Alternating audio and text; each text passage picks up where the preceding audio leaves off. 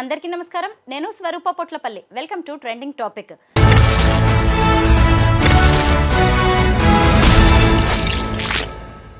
Betting apps promoters బెండు తీస్తున్నారు పోలీసులు.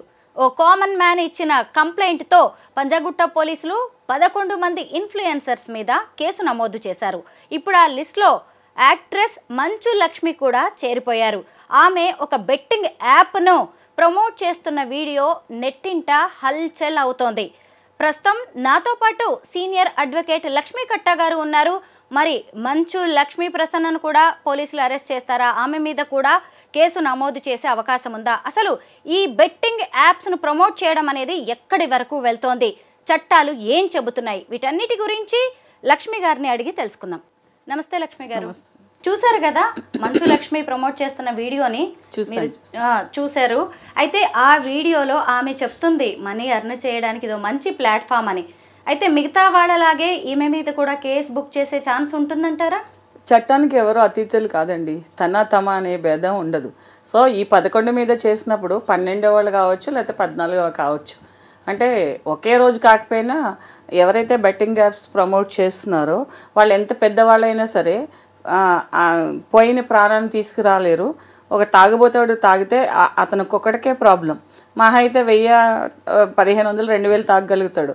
సో అతను లివర్ పోయి, అతను లంగ్స్ పోయి, అతను పోతే ఏడ్చి ఊరుకుంటారు. కానీ ఈ బెట్టింగ్ యాప్స్ వల్ల ఏమవుతుందంటే ఒక ఫినాన్షియల్ క్రైసిస్ వచ్చేసేసి మొత్తం అవమానాలు తట్టుకోలేక, అంటే ఒక పర్సన్ బెట్టింగ్లో డబ్బులు పోగొట్టుకొని అన్ని చోట్ల అప్పు చేసి, ఇప్పుడు నా దగ్గర ఒక కేసు ఉన్నది. అమ్మాయి లిటరల్లీ రోడ్డు మీద ఉన్నది. సో బికాజ్ ఆఫ్ 2 పిల్లల్ని పెట్టుకుని స్పైన్ ఆపరేషన్ చేయించుకొని హస్బెండ్ అప్పులు చేసేస్తే అది చాలా పెద్ద స్టోరీ. ఇప్పుడు అది చూస్తే మనకే అంటే టైం ఉండదు, కానీ చెప్తే ఆ బెట్టింగ్ యాప్స్లో ఉండే ప్రాబ్లమ్స్ ఏంటో అనేది ఫేస్ చేసిన వాళ్ళకి, లిటరల్లీ చూసిన వాళ్ళకి తెలుస్తుంది. జనరల్ పబ్లిక్కి అంటే యాప్స్ మీద ఏదో కేసు అవుతుంది ఏంటి అని చూస్తారు, కానీ దీని మీద ప్రతి ఒక్కరు స్పందించాలి. ఎంత పెద్దవాళ్ళైనా సరే తప్పు చేస్తే వాళ్ళకి శిక్ష తప్పదు, వాళ్ళు తప్పించుకోవడానికి వీల్లేదు. మంచు లక్ష్మి గారు లాంటి వాళ్ళని చాలా మంది ఫాలో అవుతూ ఉంటారు. అంటే అలాంటి వాళ్ళు కొంత సొసైటీ కన్సర్న్డ్గానే ఉంటారు. మరి ఇలాంటి బెట్టింగ్ యాప్స్ని ప్రమోట్ చేయడం అనేది తెలిసి తెలియక చేస్తున్నారా ఇన్ఫ్లుయెన్సర్స్? అంటే కొంతమంది తెలిసి తెలియక చేయొచ్చు. అంటే మంచు లక్ష్మిని సమర్థించడం అనేది కాదు. జనరల్గా ఏంటంటే ఆవిడ చాలా సోషల్గా ఉపయోగపడే సామాజిక ప్రయోజనాత్మక కార్యక్రమాలు చాలా చేసినప్పుడు మరి ఇది బై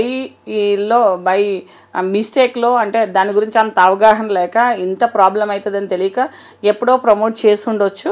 కానీ ఎప్పుడు చేసినా ఒకటేంటంటే సెలబ్రిటీస్ ఒక మంచి, ఇప్పుడు మనం ఒక వీడియో చేస్తున్నాము, రేపొద్దున ఎవరో ఒకరు గుర్తుపడతారు.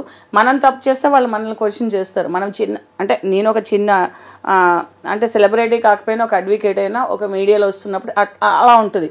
అలాంటిది అంత పెద్ద ఫేస్ వాల్యూ ఉన్నవాళ్ళు, అంత బ్యాక్గ్రౌండ్ ఉన్న వాళ్ళు చేస్తే కూడా, తెలియక చేసినా కూడా తప్పే కాబట్టి దాని పర్యవసానం అనేది ఎవరైనా అనుభవించవలసిందే. ఇప్పుడు పోలీసులు కేసులు బుక్ చేసిన 11 మంది కూడా చూడండి వెల్ నోన్ ఫేసెస్. అసలు విష్ణుప్రియ ఏంటి, సుప్రీత, టేస్టీ తేజ, యాంకర్ శ్యామల, రీతు చౌదరి, అసలు అజయ్, భయ్యా సన్నీ యాదవ్ ఏంటి, వీళ్ళంతా ఎంత ఇన్ఫ్లుయెన్సర్స్ అంటే వాళ్ళు ఏదన్నా చెబుతుంటే మీలాంటి వాళ్ళు నాలాంటి వాళ్ళు అందరూ వింటారు. అలాంటిది బెట్టింగ్ యాప్స్ అనేది వీళ్ళు ప్రమోట్ చేయడం వల్ల సమాజానికి ఎంత నష్టం? యాక్చువల్లీ ఏంటంటే అండి, కొంతమంది ఉన్నారు, కొంతమంది అమ్మాయిల పేర్లు చెప్పారు మీరు, ఒకళ్ళిద్దరు పేర్లు మర్చిపోయారు. వాళ్ళని ఇన్ఫ్లుయెన్సర్స్ అంటే నేను ఒప్పుకోను. నాలాంటి వాళ్ళు ఒప్పుకోరు. మేబీ ఒక యూత్ కానీ లేకపోతే ఒక అంటే రిలేటెడ్ ప్రొఫెషన్ వాళ్ళకి వాళ్ళు ఇన్ఫ్లుయెన్సర్స్ అవ్వచ్చు. కానీ కొన్ని చూస్తుంటే కనుక స్క్రీన్ మీద వాళ్ళు ఇన్ఫ్లుయెన్సర్ అంటే నేను ఒప్పుకోను. మేబీ వాళ్ళకి ఫేమ్ వచ్చి ఉండొచ్చు కొన్ని విషయాల్లో. దేన్ని ఇన్ఫ్లుయెన్స్ చేస్తున్నారు అనేది కూడా ఒకటి చాలా ఆలోచించాలనేది కూడా. మేబీ వాళ్ళకి టాలెంట్ ఉండొచ్చు, టాలెంట్ ఉపయోగించుకోవచ్చు. వాళ్ళు ఏదో ఇన్ఫ్లుయెన్సర్స్ అనేసి ట్యాగ్ లైన్స్ పెట్టేసుకొని చాలామంది వాళ్ళు వేసే డాన్సులు కానీ, వాళ్ళు చేసే క్లోతింగ్, వాళ్ళు ధరించే బట్టల విధానం అన్నీ చూస్తే వాళ్ళని ఇన్ఫ్లుయెన్సర్ అంటే ఎందుకు నాకు బాధపడిన మనోభావాలు దెబ్బతీస్తున్నారంటే చాలామంది వింటాం కాబట్టి, చూస్తాం కాబట్టి చెప్తాము. సో మేబీ ఇన్ఫ్లుయెన్సర్సే కావచ్చు. కానీ ఈ విధంగా ఇన్ఫ్లుయెన్స్ అయ్యి సంసారాలు రోడ్డు మీదకి వచ్చేసి ప్రాణాలు పోగొట్టుకుని ఆస్తులు పోయి కట్టుబట్టలతో ఇప్పుడు లాస్ట్ ఇయర్ మీడియాకి తెలిసింది, బయటకు వచ్చింది 1000 మంది. కానీ చెప్పుకోలేక అప్పులు పాలైపోయామంటే ఏ విధంగా అప్పులు పాలయ్యామనో తెలియక రైతులు అప్పులు పాలైపోతున్నారని చెప్పేసేసి ఒక అతను ఎవరో బిగ్ బాస్లోకి వచ్చిన అతనే ఇది చేశాడు. అంటే రైతుల కోసం పాటుపడి రైతుల యొక్క ఏంటంటే సంక్షేమం కోసము ఒక వీడియోస్ చేస్తూ వాళ్ళు ఇన్వెస్ట్మెంట్ పెట్టి వాళ్ళ అప్పులు పాలైపోతున్నారు, వాళ్ళకి నేను రోల్ మోడల్గా ఉండాలి, వాళ్ళ కోసం నేను ఫైట్ చేస్తున్నానని చెప్పి, కానీ కుటుంబాలే రోడ్డు మీదకి రావడానికి ఇన్ఫ్లుయెన్సర్గా వీళ్ళు చేసే విధానం చూస్తే అసలు ఎవరో ఇప్పటికే గవర్నమెంట్ లేట్ చేసింది. అసలు వీళ్ళందరినీ కూడా ఏంటంటే గట్టిగా పనిష్మెంట్ ఏదైనా అవసరం. ఇంకా ఎవరు కంప్లైంట్ ఇవ్వకపోయినా, ఎవరు బెట్టింగ్ యాప్స్ ప్రమోట్ చేసినా కూడా సుమోటోగా కూడా తీసుకుని కేసులు బుక్ చేయవలసిన అవసరం గవర్నమెంట్ మీద చాలా ఉంది. గేమింగ్ చట్టాలు అనేవి ఎలా పనిచేస్తాయి? వాటి కింద కేసు బుక్ అయితే నెక్స్ట్ వాళ్ళ పరిస్థితి ఏంటి? ఇప్పుడు ఎవరైనా గేమింగ్ చట్టాల కింద ఇప్పుడు ప్యాకెట్ ఆడి ప్లేయింగ్ కార్డ్స్ ఆడి వాళ్ళ 1500 1000 రూపాయలతో దొరికితేనే వాళ్ళని కేసులు బుక్ చేయడము, వాళ్ళని కొన్ని సందర్భాల్లో అరెస్ట్ చేయడము, అంటే వాళ్ళు అక్కడ వైల్డ్గా బిహేవ్ చేసినప్పుడు పారిపోవడం చేసినప్పుడు పట్టుకోవడం అని జరుగుతుంటాయి.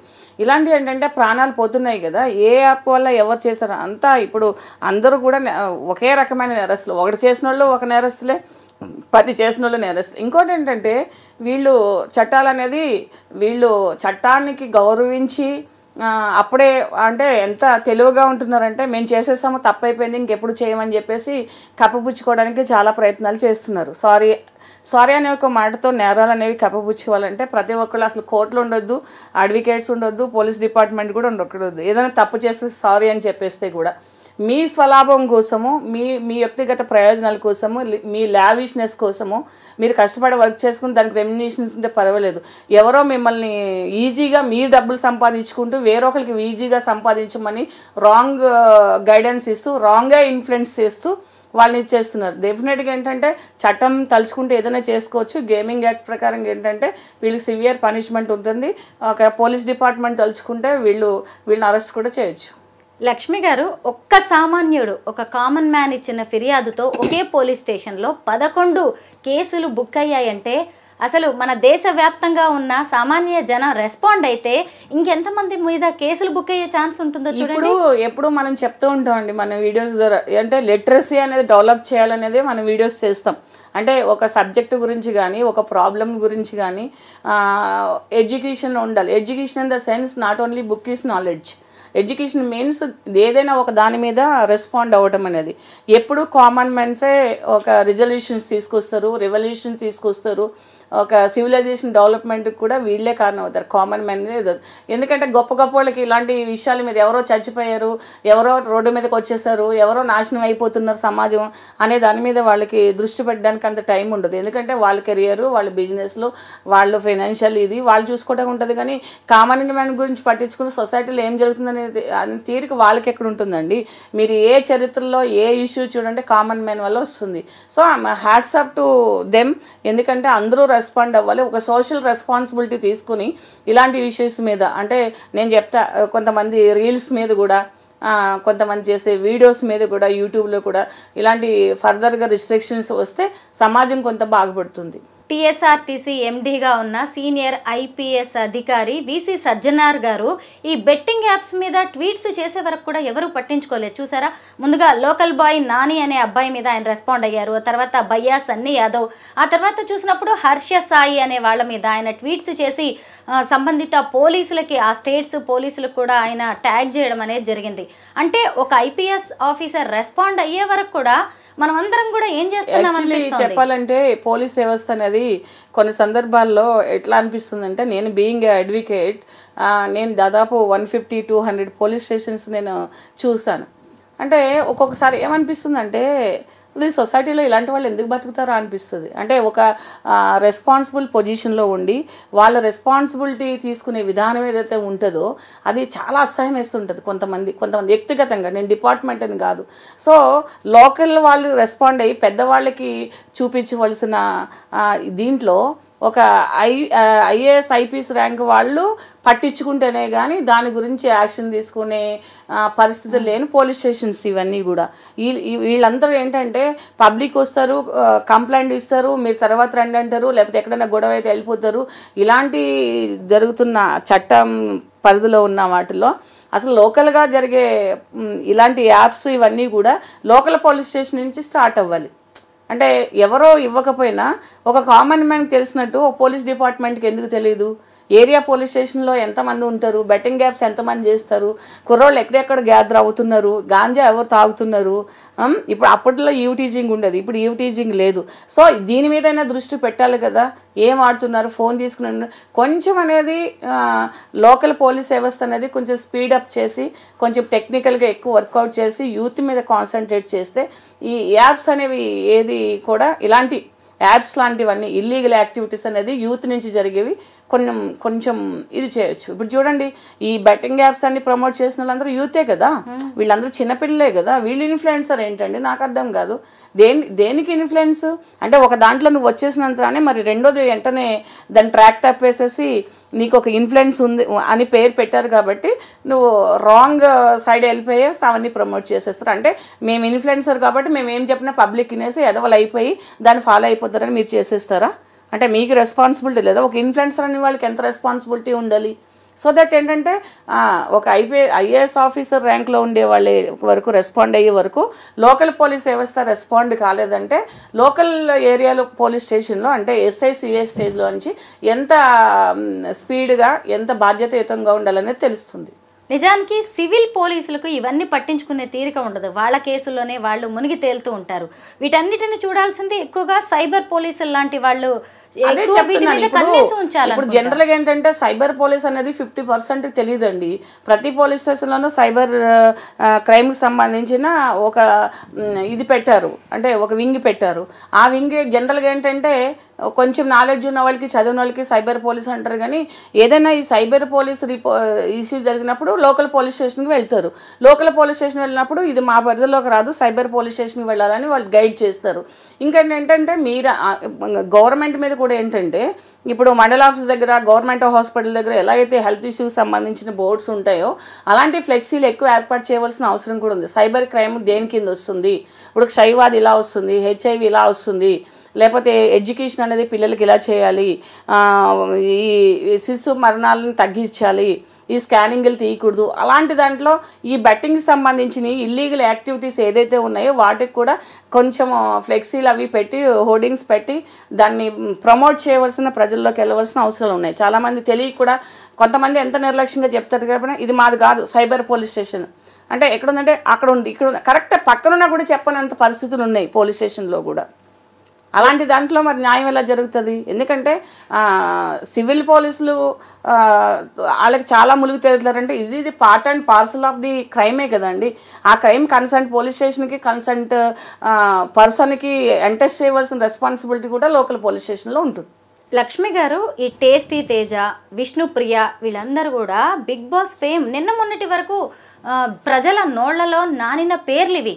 వాళ్ళు ఏం చెప్తే అది జనం వినేలా ఉంది. వాళ్ళు ఏ వీడియోస్ పెట్టినా కానీ మిలియన్స్లో వ్యూస్ ఉంటాయి, ఫాలోవర్స్ ఉంటాయి. ఇక సుప్రీత సంగతి అయితే తెలిసిందే. సురేఖవాణి గారి కూతురు, తల్లి కూతుళ్ళు కలిసి ఏ రేంజ్లో వీడియోస్ చేస్తూ ఉంటారో, వాళ్ళ డ్రెస్సింగ్ ఎలా ఉంటుందో మనందరికీ తెలిసిందే. సరే, అది వాళ్ళ వ్యక్తిగతం అనుకున్నాం. వాళ్ళ వ్యక్తిగత విషయాలు పెట్టినప్పుడు జనం అంతా ఫాలో అవుతున్నప్పుడు అందులోనే సందట్లో సడేమియా అన్నట్టుగా ఇలాంటి బెట్టింగ్ యాప్స్ను సుప్రీత ప్రమోట్ చేస్తున్నారు. ఎప్పుడైతే సజ్జనార్ గారు సీన్లోకి వచ్చారో అప్పుడు వెంటనే హోలీ రోజు సారీ క్షమించండి, తెలియక నేను బెట్టింగ్ యాప్స్ని ప్రమోట్ చేశాను అంది.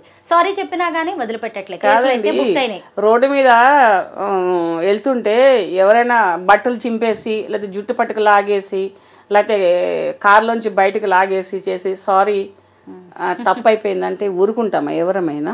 ఇప్పుడు ఏంటంటే బిగ్ బాస్ ఫేమ్లో అని మీరు అంటున్నారు. అదే మీరు రీసెంట్గా ఒక న్యూస్ చూసారో లేదో, అది ఎంతవరకు నిజమో తెలియదు. నాగార్జున గారు నేను ఇంకా ఇది రాను, వేరొకళ్ళు ఎవరో విజయ్ దేవరకొండ ఎవరో వస్తారని అనే ఒక న్యూస్ చూసాను నేను. ఈ బిగ్ బాస్ మీద చాలామందికి వ్యతిరేకత ఉంది. ఎంతమంది అయితే బిగ్ బాస్ని ఫాలో అవుతారో అంతకు రెట్టింపు బిగ్ బాస్ మీద నెగిటివ్ ఇంప్రెషన్. షో మీద కాదు, ఆ షోలోకి వెళ్ళే మనుషుల మీద, వాళ్ళు చేసే పనుల మీద, వాళ్ళ డ్రెస్సింగ్స్ మీద, అందులో అంటే నేను ఒక 2-3-4 వరకు కొంచెం ఫాలో చేసా. తర్వాత నుంచి ఏంటంటే దాని మీద వాళ్ళు వేసే డ్రెస్ సెన్స్ కానీ, వాళ్ళ యొక్క బిహేవియర్ కానీ, వాళ్ళు యూజ్ చేసే లాంగ్వేజ్ అంటే వే ఆఫ్ ప్రజెంటేషన్ కానీ నచ్చక ఇది చేశారు వాళ్ళు. ఇప్పుడు మీరు అన్నారు వాళ్ళ డ్రెస్ సెన్స్ వాళ్ళు ఇదంటే, ఒక ఇన్ఫ్లుయెన్సర్గా ఉన్నప్పుడు కొన్ని రెస్పాన్సిబిలిటీస్ ఉంటాయండి. అంటే సెలబ్రిటీస్ అని ఎవరి కాళ్ళు చెప్పుకుంటారు, మేము సెలబ్రిటీస్ అని చెప్పేసేసి. ఆ సెలబ్రిటీకి కూడా కొన్ని రెస్పాన్సిబిలిటీస్ ఉన్నాయి. ఎందుకంటే మిమ్మల్ని అందరూ ఫాలో అవుతారు కాబట్టి మీ డ్రెస్ నుంచి, మీ మాట నుంచి, మీ బాడీ లాంగ్వేజ్ నుంచి చాలామంది నేర్చుకుంటారు. ఇప్పుడు యాప్స్ అదే కదా. సో దట్ ఏంటంటే అది మర్చిపోయి కొంతమంది బిహేవ్ చేస్తున్నారు. వ్యక్తిగతంగా కూడా ఇన్ఫ్లుయెన్స్ ఉంటుంది. ఇప్పుడు అమ్మాయిలు కూడా అలాంటి డ్రెస్సులు వేసుకోవాలనుకుంటారు, లేకపోతే అమ్మలు కూడా అలాంటి డ్రెస్సులు వేసుకోవాలనుకుంటారు. ఎందుకు ఉండదు? మా జీవితం మాకు ఇష్టము, మా జీవితం మేము అనుభవిస్తాము, మా ఇష్టం వచ్చినట్టు మేము బ్రతుకుతాము, మేము షోలు చేస్తే మీరు చూడకండి, మేము రీల్స్ చేస్తే మీరు చూడకండి అంటే కాదు. సొసైటీలో ఉన్నప్పుడు you have follow the sum ethics and rules. కాబట్టి అది వ్యక్తిగతమే కావచ్చు, మన వ్యక్తిగతంగా ఎవరిని చేయట్లేదు పేరు పెట్టి.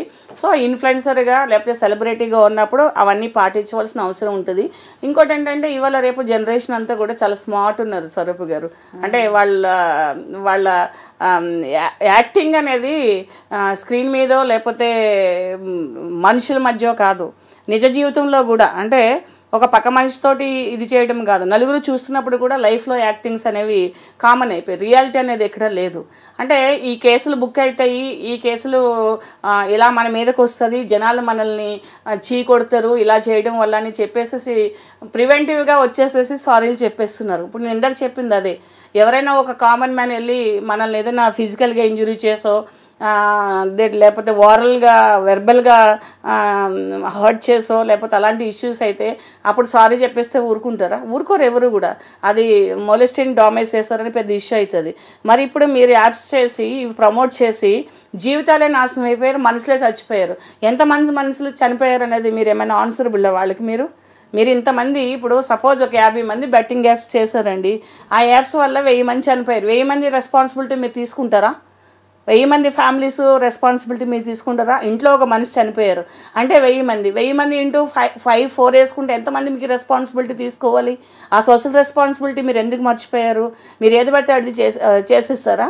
సో దిస్ ఏంటంటే మీ వ్యక్తిగతమైన బాధ్యతలను మర్చిపోయి చేసేవాటికి ఇప్పుడు మీరు సామాజిక పరంగా కానీ, న్యాయపరంగా కానీ, చట్టపరంగా కానీ పనిషబుల్, దానికి మీరు అర్హులు. ఈ బెట్టింగ్స్ వలలో పడి గతేడాది తెలంగాణలో 1000 మంది ఆత్మహత్యలు చేసుకున్నారంటే చిన్న విషయమా? అంటే ఇప్పుడు సజ్జనార్ గారు లాంటి వారు బయటకు వచ్చేసి దీని మీద ఒక వాయిస్ రైజ్ చేయబట్టి ఇవన్నీ తెలుస్తున్నాయి, లేకపోతే ఇంకెంతమంది ఏమైపోవాలి అసలు? అయితే ఇక్కడ లక్ష్మి గారు ఇంకొక విషయం ఉంది. ఒక కామన్ మ్యాన్ వచ్చేసి ఒక కంప్లైంట్ చేస్తేనే ఇంతమంది సెలబ్రిటీస్ రేపు ఊచలు లెక్క పెట్టాల్సిన పరిస్థితి వచ్చింది. అలా అందరూ వచ్చి కంప్లైంట్ చేసే పరిస్థితి లేకపోవచ్చు, కానీ మనకంటూ సామాజిక బాధ్యతగా ఇలాంటి వీడియోస్ చూసినప్పుడు రిపోర్ట్ కొట్టచ్చు. అలా కూడా టెక్నికల్ గా కూడా మనం అది చేస్తున్నాం. ఇప్పుడు జనరల్గా ఏంటంటే వ్యక్తిగత బాధ్యత అనేది ఎలా ఉంటుందనంటే, సపోజ్ ఇప్పుడు ఇంటి పక్కలో ఇంటి ఎదురులో ఎవరో ఇప్పుడు జనరల్గా ఇది చేస్తారు, వాళ్ళే నష్టపోతారు. వాళ్ళు నష్టపోయినా కూడా రారు. ఎందుకంటే మనకెందుకు అనేది, మనం యాప్ని మేము పెట్టాము, నిన్ను అందులో పార్టిసిపేట్ చేయమనలేదు, ఆ యాప్ నిన్ను యూజ్ చేయమనలేదు అంటారని కొంతమంది భయపడుతూ ఉంటారు. కానీ తెలియవలసింది ఏంటంటే జనరల్గా తప్పు చేసినోడే కాదు, చేయమని చెప్పేవాడు కూడా చట్టపరంగా శిక్షార్హుడు. అంటే యాప్ని ఇది చేసి వాళ్ళు నష్టపోయిన విక్టిమ్గా వస్తారు.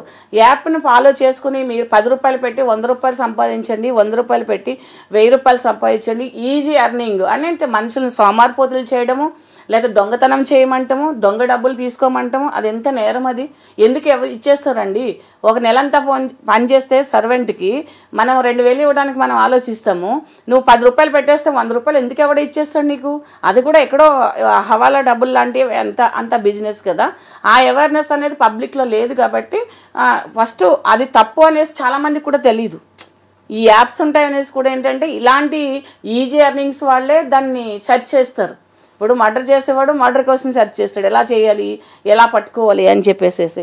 అలాగే ఏంటంటే ఈ యాప్స్ అనేది ఎలా ఉంటుందంటే యూత్ మీద చాలా ప్రభావం ఉంటుంది. దాదాపు దీన్ని ఏంటంటే ఒక 20 years 16-17 years పిల్లలు కూడా ఈ యాప్స్ మీద పడుతున్నారు, రకరకాల యాప్స్ మీద పడుతున్నారు. దీనికి ఏంటంటే అవేర్నెస్ అనేది చాలా అవసరం పబ్లిక్లో. కామన్ మ్యాన్కి తెలియాలి ఏదైనా కూడా, ఏది తప్పో ఏది మంచో కామన్ మ్యాన్కి తెలిసేలాగా ఈ మీడియా కానీ లేకపోతే ఈ ప్రభుత్వం కానీ కొన్ని చర్యలు తీసుకోవాలి. లక్ష్మి గారు, మనం ఇప్పటి వరకు బెట్టింగ్ యాప్స్ను ప్రమోట్ చేస్తున్న ఇలాంటి సెలబ్రిటీస్ గురించే మాట్లాడుకుంటున్నాం. కానీ ఈ బెట్టింగ్స్ వలలో పడకుండా మనకి మనం స్వీయ నియంత్రణ ఎలా పాటించాలి, మన పిల్లలు ఆ ట్రాప్లోకి వెళ్లకుండా తల్లిదండ్రులు ఎలాంటి జాగ్రత్తలు తీసుకోవాలి? ఇంకోటి చెప్పనండి, తల్లిదండ్రులకి మనలాంటి వాళ్ళు వీడియో చేస్తే చూసే తీరిక లేదు. రియల్లీ చెప్తున్నా. ఇప్పుడు ఎవరు వాలంటరీగా చేస్తున్నారు, ఎవరు పబ్లిక్ కోసం చేస్తున్నారు, అడ్వకేట్లు కానీ సైకాలజిస్టులు కానీ లేకపోతే ఈ మోటివేటర్స్ కానీ ఎందుకు వచ్చి టీవీల ముందుకు చెప్తున్నారు అనేది జనాలకి వాళ్ళు ఆలోచించరండి. విష్ణుప్రియ డ్యాన్స్లు వేస్తే చూస్తారు, లేకపోతే ఎవరైనా డ్రెస్సులు వేస్తే చూస్తారు. వీళ్ళు వాళ్ళ వయసే చిన్న వయసు, జీవితం గురించి అవగాహన లేని వయసు. ఈ ఇన్ఫ్లుయెన్సర్స్ అనే వాళ్ళు ఎవరున్నారో వాళ్ళకి లక్షలు యూస్ వస్తాయి. మీ పిల్లల గురించి జాగ్రత్తలు తీసుకోండి. సోషల్ మీడియాలో వచ్చే యాప్స్ అనేవి మీ మొబైల్లో డౌన్లోడ్ అవ్వకోకుండా లాక్స్ పెట్టండి. పిల్లల్ని అబ్జర్వ్ చేయండి. ఏది మంచో చేదో మీరు తెలుసుకోండి ఫస్ట్. ఏదైనా టక్ మన నొక్కేస్తే మీ అకౌంట్ ఫోన్పే ఉంటుంది, గూగుల్ పే ఉంటుంది, పేటిఎం ఉంటుంది. నొక్కేస్తే కూడా గేమ్స్లో పెట్టేస్తే కూడా డబ్బులు కట్ అవుతాయి అంటే ఇవి నేర్చుకోరు ఎవరు. దానికి వ్యూస్ చూడండి, ఎన్ని వ్యూస్ వస్తాయి? 20, 30, 40, 50. ఎవరైనా బట్టలు ఇప్పుకుని డ్యాన్స్ వేస్తే, లేకపోతే ఎవరైనా ఇలా చేస్తే, ఎవరైనా లేకపోతే మేము గోవా వెళ్ళాము, లేకపోతే మేము బాలి వెళ్ళాము, మేము ఇండోనేషియా వెళ్ళాము అని సగం బట్టలు వేసుకు పెడితే ఎన్ని వ్యూస్ వస్తాయి? సో ఇక్కడ పేరెంట్స్ కూడా తప్పు ఉన్నది. పిల్లల్ని కంట్రోల్ పెట్టకపోవడము, ఎలాగా పెంచాలనే తెలియకపోవడం వల్ల పేరెంట్స్ కూడా ఫెయిల్యూర్ అవుతున్నారు. పేరెంట్స్ నిర్లక్ష్యం వల్లే కూడా పిల్లలు అనేది వాళ్ళ ఇలాంటి ఇల్లీగల్ యాక్టివిటీస్లో పార్టిసిపేట్ చేయడానికి ఛాన్సెస్ ఉన్నాయి. ఎందుకంటే ప్రతి ఫ్యామిలీలో కూడా కొన్ని నియంత్రణ ఉండాలి. కొన్ని నిర్దిష్టమైన ఏంటంటే బౌండరీస్ పెట్టుకున్నప్పుడే ఈ సంసారాలు అనేవి బాగుంటాయి. రాను ఇంకా వరస్ట్ అయిపోతాయండి.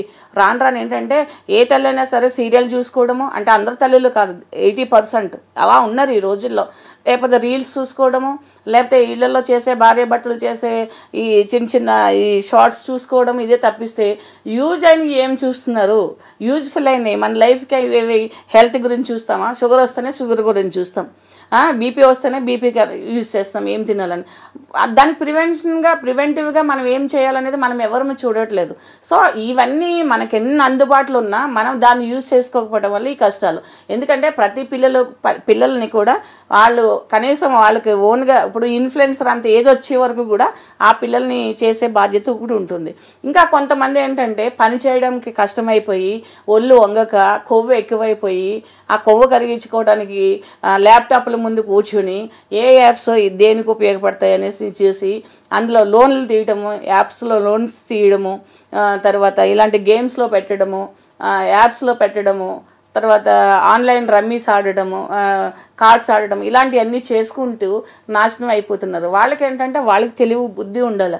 కష్టపడి పనిచేస్తేనే ఏది రాదని చెప్పి అది వాళ్ళు స్వయంకృత అపరాధం. కాబట్టి ఏదంటే స్వయ నియంత్రణ అనేది మన చేతిలోనే ఉంటుంది. ఎవరో గడ్డ తినమన్నారని తిని వాళ్ళు అదే అంటారు. ఇప్పుడు మేము చేసాము, మిమ్మల్ని ఎవరు చేయమన్నారు, ఇప్పుడు అదే అంటున్నారు కదా. మేము బట్టలు ఇప్పుకుని డ్యాన్సులు వేస్తాము, మేము సగం బట్టలు వేసుకుంటాము, మాకు స్వేచ్ఛ ఉంది, మేము చూపించుకుంటాము, మేము యూట్యూబ్లో పెట్టుకుంటాము, లేకపోతే మేము షార్ట్ ఫిల్మ్స్ తీసుకుంటాం, మిమ్మల్ని ఎవరు చూడమన్నాడు, నీకు ఇష్టం లేకపోతే చూడొద్దని వాళ్ళే చెప్తున్నారు. అదెవరు తప్పు? ఇక్కడ మందే కదా తప్పు అనేది. సో వ్యక్తిగతమైన ఫెయిల్యూర్స్ కూడా జీవితంలో ఫెయిల్యూర్ అవ్వడానికి చాలా అవకాశాలు ఉంటాయి. నిజం, మీరు చెప్పింది అయితే కరెక్ట్ లక్ష్మి గారు. నేరం చేయడమే కాదు, ఆ నేరానికి పురి కొల్పడం కూడా ఇంకొక వాళ్ళే ఫస్ట్ నేరస్తులు అవుతారు. ఒక మర్డర్ చేస్తే కూడా సుపారీ తీసుకున్నవాడు. ఇప్పుడు అమృత ప్రణయ్ కేసులో కూడా కదా, ఇప్పుడు వాళ్ళ నాన్న నేరం చేయమన్నాడు, మారుతీరావు ఆయన ఫస్ట్ ఎక్స్క్యూజెడ్ ఆయన చనిపోయాడు. ఆయన తర్వాత సుభాష్ శర్మ ఎవరో ఉన్నారు కదా A2, ఆయనకి మరణశిక్ష పడింది కదా. సో ఏంటంటే నేరం చేయమన్న వాళ్ళకి చేసిన వాళ్ళకి కూడా, నేరం చేయమన్న వాళ్ళకి తప్పు వస్తుంది. బ్యాటింగ్ యాప్లో పాల్గొనే వాళ్ళకంటే పాల్గొనండి, 10 రూపాయలు పెట్టండి, ఈజీ మనీ. మరి వీళ్ళు ఆడొచ్చు కదా, వీళ్ళెందుకు మరి ఇవన్నీ చేస్తారు? బిగ్ బాస్లు అవన్నీ డ్యాన్స్లు అని ఇవన్నీ సినిమాలు వీళ్ళెందుకు చేస్తారు? వీళ్ళందరూ చేస్తే వాళ్ళు డబ్బులు సంపాదించుకోవచ్చు కదా మరి. సో ఇదంటే ఏంటంటే ఇంకొకటి, ప్రజలు కొంతమంది ఎలాంటి వాళ్ళు అంటే, అందరినీ కాదు, గొర్రెలు లాంటి వాళ్ళు అంటారు చూసారా, గొర్రెలు లాంటి వాళ్ళు అంటారు. సో ఒకళ్ళు ఏదో ఒక పని చేస్తుంటే ఒక 25 ఏళ్ళ అబ్బాయికి ఇన్ని లక్షలు ఎక్కడొస్తున్నాయి? ఇప్పుడు హర్ష సాయి ఉన్నాడండి, చాలా ఈవెంట్స్ చేసేసాడు, చాలా ప్రజా ప్రయోజనాత్మక కార్యక్రమాలు చేసేసాడు, పేదవాళ్ళకి పనిచేశాడు, పేదవాళ్ళకి చేసేసాడు అని అంటే మనుషులు కొంచెమైనా ఆలోచించారు. ఈ వయసులో ఇంజనీరింగ్ కంప్లీట్ అవ్వని అబ్బాయికి ఇంత డబ్బులు ఎక్కడ వస్తున్నాయి? ఎక్కడి నుంచి వచ్చి తీసుకొచ్చి పంచి పెడుతున్నాడు? ఇతను వెనకాల ఎవరున్నారు? ఎవరు ఆలోచన చేయరా?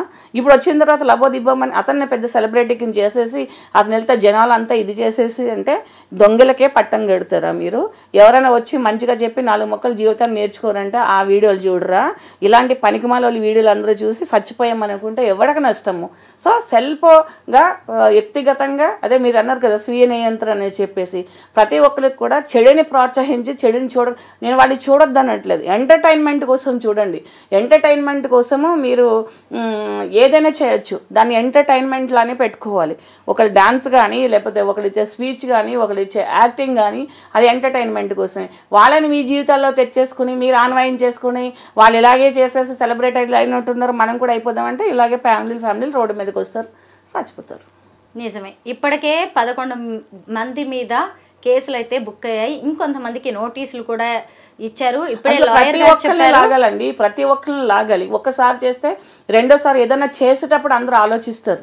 ఇప్పుడు బై మిస్టేక్ చేసేది వేరు, ఈజీ ఎర్నింగ్. ఇప్పుడు సపోజ్ ఎవరినైనా ఒక మాట తొందరపాటు అంటాం, అయ్యో సారీ ఏదో వచ్చేసింది లేకపోతే అనుకోకుండా చేసింది వేరు. అది ఈజీ ఎర్నింగ్. మీరు డబ్బుల కోసం చేస్తున్నారు, డబ్బుల కోసం చేసినప్పుడు అది ఏంటని తెలుసుకునే బాధ్యత మీ మీద ఉంది.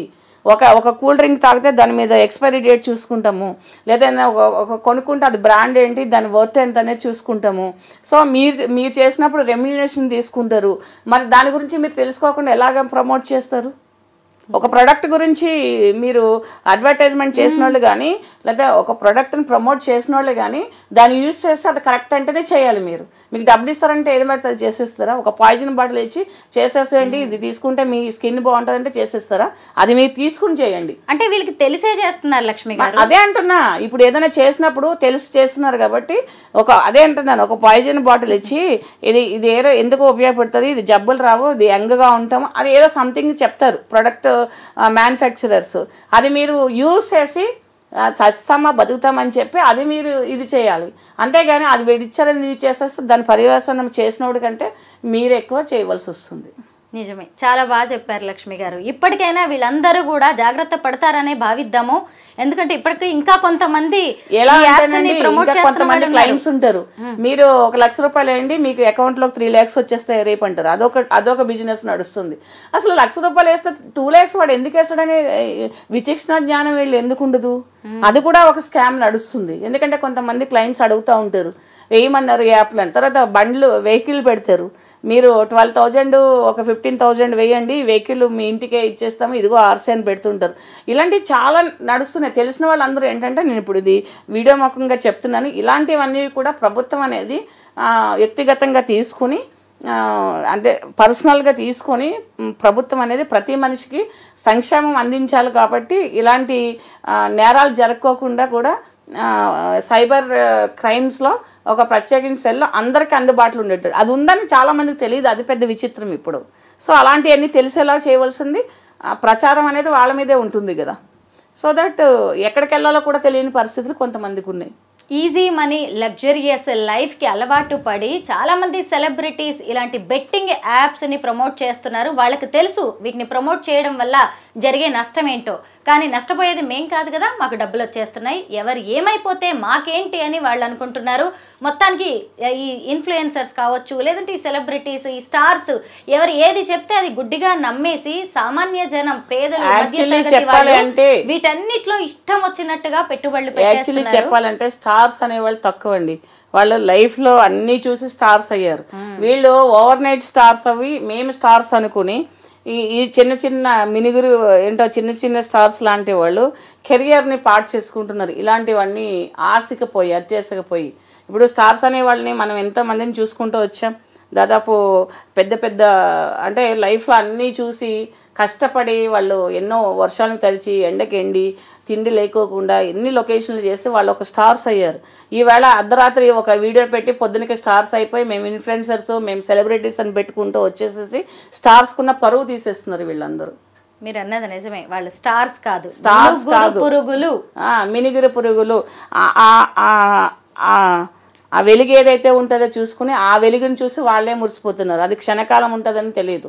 సో చాలామంది జీవితాలకి వ్యక్తిగతంగా ఉంటే బాధ తెలుస్తుందండి. ఇప్పుడు ఎంతమంది 1000 మంది అంటే మాటలా, 1000 మంది అంటే ఇంకా ఎంతమంది ఉన్నారో కదా, చెప్పుకోలేని వాళ్ళు ఎంతమంది ఉన్నారో కదా, ఒక పూట తినేవాళ్ళు బ్రతికే వాళ్ళు ఎంతమంది ఉన్నారో కదా, అందరికీ చనిపోయేంత మొండి ధైర్యం ఉండదు.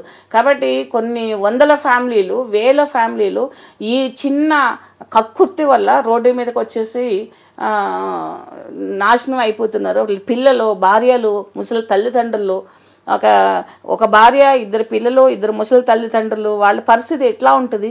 వాళ్ళ కుటుంబంలో ఎలా బ్రతకాలి, ఎక్కడ పని చేసుకోవాలి, ఏం చేయాలి? ఉన్న ఆస్తి అంతా ఊడ్చుకుపోయి కుటుంబానికి ఎంత పెద్దగా ఉన్న మనిషి చనిపోతే ఆ బాధ ఏంటనేది ఒకసారి వాళ్ళని ఆలోచించుకోమనండి.